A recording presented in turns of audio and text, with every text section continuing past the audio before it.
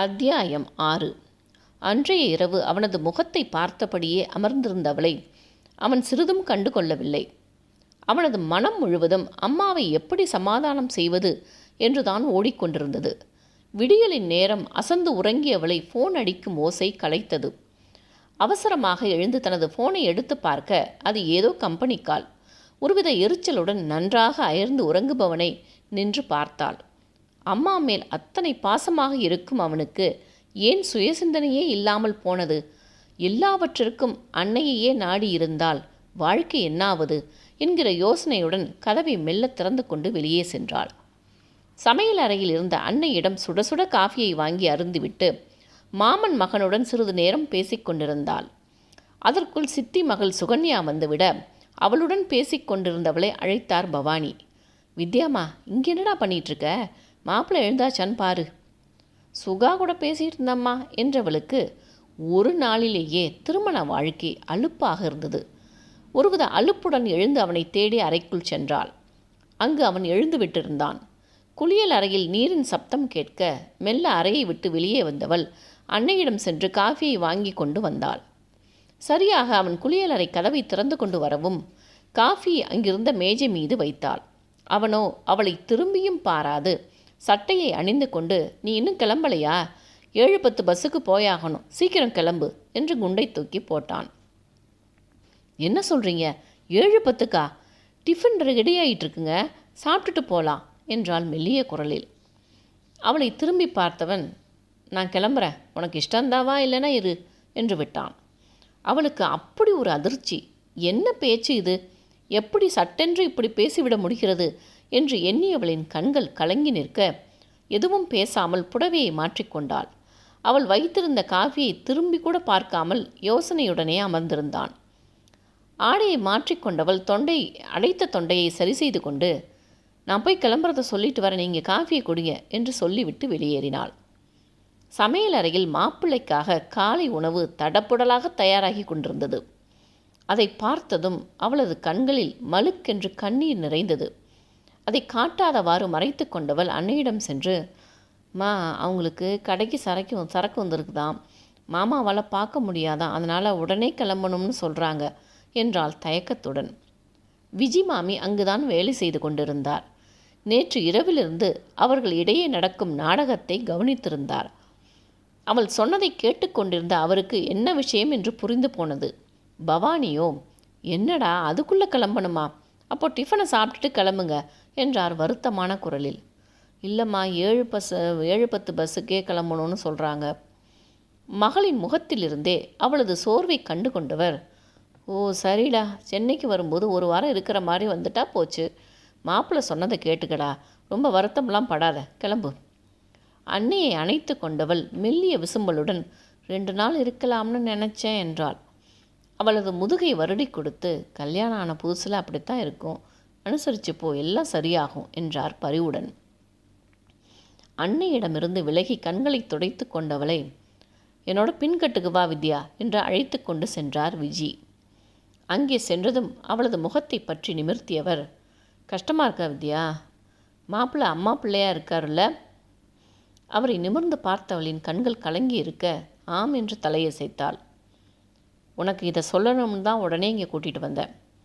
மறந்தும் அவர்கிட்ட அவங்க அம்மாவை பற்றி தப்பாக பேசிடாத. நீ சொல்கிற வார்த்தை அவர் மனசில் காலம் முழுக்க பதிஞ்சு போயிடும். அம்மா மேலே இத்தனை அன்பு இருக்கிறவருக்கு நிச்சயமாக உன் மேலேயும் அன்பு இருக்கும். எனக்கு அப்படி தெரியல மாமி. நீ அவர் வாழ்க்கையில் வந்து ஒரு நாள் தாண்டா ஆகுது. எல்லாமே கடமையாக செய்கிற மாதிரி இருக்கே தவிர அதில் அன்பு தெரியல என்றாள் விரக்தியாக. 28 வருஷமாக அம்மா சொல்கிறத மட்டுமே கேட்டு நடந்தவருக்கு தனக்கான சிந்தனை திடீர்னு வந்துடாது. அவங்க அம்மாவுக்காக உன்னை கல்யாணம் செஞ்சுருக்கார். ஆனால் நிச்சயமாக உன் மேலே அன்பு, பாசம், காதல் எல்லாம் வரும். அதுவரை நீ சில விஷயங்களை பொறுத்து தான் போகணும். என் எதிர்பார்ப்பு தப்புன்னு சொல்கிறீங்களா மாமி? கல்யாணத்தில் மேடையில் இருக்கும்போது ஆசையாக ஒரு பார்வை கூட இல்லை. அதுக்கும் அவங்க அம்மா சொல்கிறாங்கன்னு பார்க்காதேன்னு. அப்போ எதுக்கு இந்த கல்யாணம்? அவளை தன்னோடு அணைத்து கொண்டவர், எனக்கு நல்லா புரியுதுடா உன்னோட நிலைமை. நீ நிறைய போராட வேண்டி வரும். ஆனால் நீ சொன்னால் எதுவுமே எடுபடாது. உன் கணவரா எல்லாவற்றையும் உணர்ந்தால்தான் அந்த மாயை விலகும், தனக்கான சிந்தனை பிறக்கும். இதெல்லாம் நடக்கிறதுக்குள்ளே நான் என்ன ஆவேன் மாமி? எனக்குன்னு உணர்வுகள் இருக்குது, ஆசைகள் இருக்குன்னு புரிஞ்சுக்காமலே போயிடுவாங்களே. அதை நீ புரிய வை வித்யா. அவங்க அம்மாவை பற்றி மட்டும் எதுவும் பேசிடாத. உனக்கு பிடிக்குதோ பிடிக்கலையோ இப்போதைக்கு நீ அவங்க சொல்லுக்கு கட்டுப்பட்டு இரு. மாப்பிள்ளைக்கு உன் மேலே ஒரு பிடிப்பு வரணும். அதுவரை நீ எதுவும் பேசாமல் இருக்கிறது தான் நல்லது. என்னோட சந்தோஷங்கள் இந்த வீட்டோடவே முடிஞ்சு போச்சுன்னு தோணுது மாமி. பரவாயில்ல விடுங்க, சமாளிச்சுக்கிறேன். அம்மாவும் அப்பாவும் இந்த கல்யாணத்தில் ரொம்ப சந்தோஷமாக இருக்காங்க. அவங்கக்கிட்ட எதுவும் சொல்ல வேண்டாம் மாமி, அவங்களாவது நிம்மதியாக இருக்கட்டும் என்றாள் சோர்வுடன். அவளது முதுகை வருடி விட்டவர், எல்லாம் சரியாகுண்டா, சந்தோஷமாக கிளம்பு என்றார். அவரிடம் பேசியிருந்து விட்டு தந்தையிடம் சென்று சொல்லிவிட்டு அறையை நோக்கி செல்ல அவன் வெளியே வந்து விட்டான். அனைவரிடமும் சொல்லிக்கொண்டு அடுத்த மாதம் சென்னையில் வந்து தங்குவதாக சொல்லிவிட்டு பேருந்து நிலையத்திற்கு கிளம்பினார்கள். சரியாக 7:10 பேருந்தில் ஏறி அமர்ந்த இருவரும் அடுத்தவரிடம் பேச தயாரில்லை. அவனது மனம் முழுவதும் அம்மாவின் மீதே இருந்தது. அவளோ அவனை திரும்பியும் பார்க்காது பெருமூச்சு விட்டுவிட்டு ஜன்னலில் தெரிந்த காட்சிகளை பார்க்கலானாள். சரியாக 9:45 தஞ்சாவூரில் இறங்கி வீடு சென்று சேர 10 மணி ஆனது. மஞ்சு காலேஜிற்கு கிளம்பிச் சென்றிருக்க வீடு விரிய திறந்திருந்தது. சுகுமாரன் பேப்பருடன் ஹாலில் அமர்ந்திருந்தார்.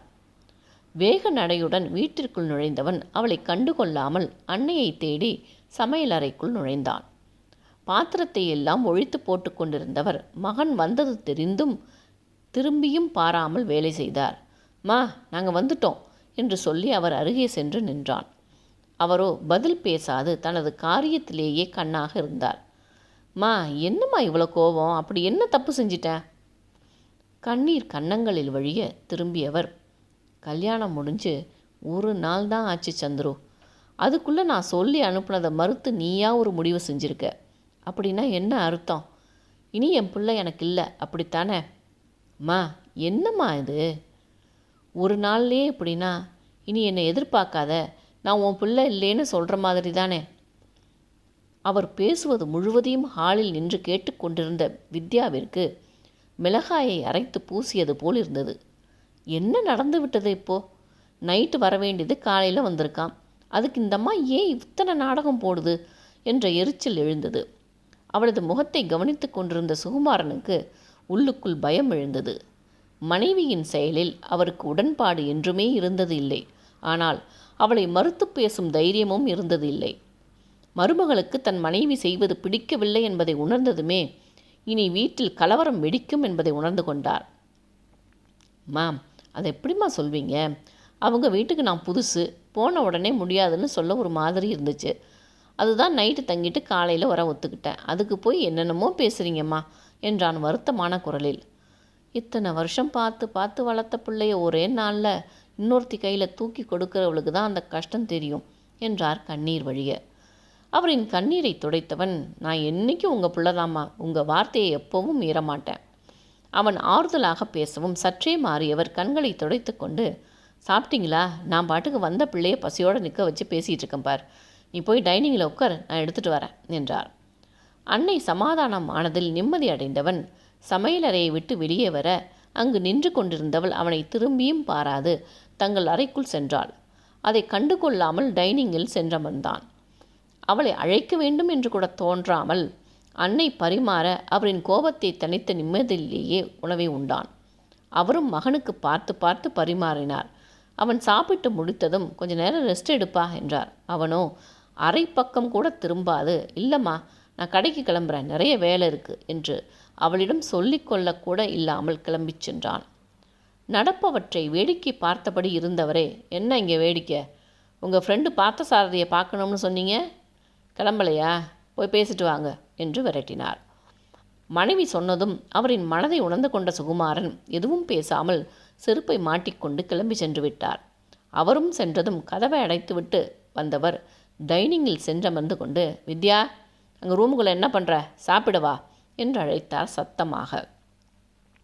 அவரின் குரலை கேட்டதும் உள்ளுக்குள் மண்டி இருந்த எரிச்சல் மேலே எழ விருப்பமின்மையுடன் வெளியே வந்து அவரின் முன் நின்றாள். அவளை நிமிர்ந்து கூட பார்க்காது இட்லி எடுத்து வச்சு சட்னி ஊத்து என்றார் அதிகாரமாக. அவர் சொன்னதை எல்லாம் ஒரு பொம்மை போல செய்தாள். அவருக்கு வைத்து விட்டு அவள் அமராமல் இருக்கவும், நீயும் 2 இட்லி எடுத்து வச்சுட்டு உட்காரு, உங்ககிட்ட பேசணும் என்றார். எதுவும் பேசாமல் அவர் சொன்னபடி 2 இட்லிகளை எடுத்து வைத்து கொண்டு அமர்ந்தவளை நிமிர்ந்து பார்த்தார். இந்த வீட்டில் நான் சொல்கிறது தான் எல்லாம். என்ன மீறி யாரும் எதுவும் செய்ய மாட்டாங்க.